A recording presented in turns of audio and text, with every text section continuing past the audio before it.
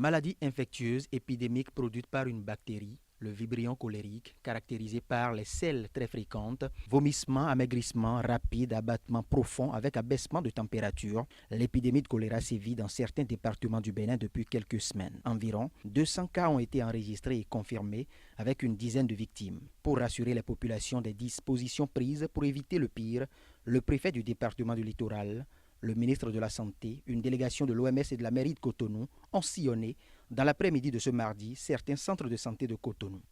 Nous avons visité le centre d'Aïla-Wadje. Maintenant, nous sommes au centre de santé d'Aïdjedo. Nous avons visité les malades qui sont hospitalisés dans ces centres. Nous avons échangé avec les agents qui sont chargés de leur traitement. Et ce que nous pouvons dire, c'est que cette épidémie se poursuit.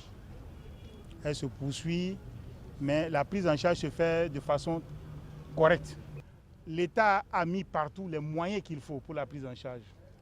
Les intrants existent en quantité suffisante et sont utilisés de manière judicieuse par les agents de santé. Et ça, nous tenons à le dire aux populations. Il suffit d'arriver à l'hôpital pour être traité et gratuitement. Modeste Toboula, le préfet du département du Littoral, précise ici les mobiles qui sous-tendent les décisions de déplacement des populations des zones insalubres. Nos compatriotes doivent comprendre aujourd'hui que la lutte que nous menons contre l'insalubrité est dans leur intérêt. Vous avez les populations qui sont victimes, n'est-ce pas, de cette maladie, de cette épidémie, sont des populations qui se sont installées, on peut dire, anarchiquement sur les berges lagunaires. Et cela pose le problème de l'occupation anarchique du domaine public. Nous avons effectué déjà un certain nombre de descentes, nous leur avons parlé.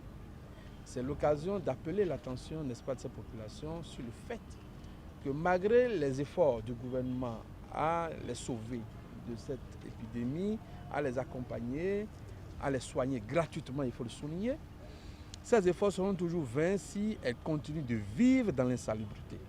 Il y va de leur intérêt de comprendre que le gouvernement veut durablement de leur bien, de prendre les dispositions pour commencer par se déplacer de ces lieux très insalubres. Les populations ont été ensuite exhortées à observer les règles élémentaires d'hygiène qui sont les seuls moyens pour éviter la contamination.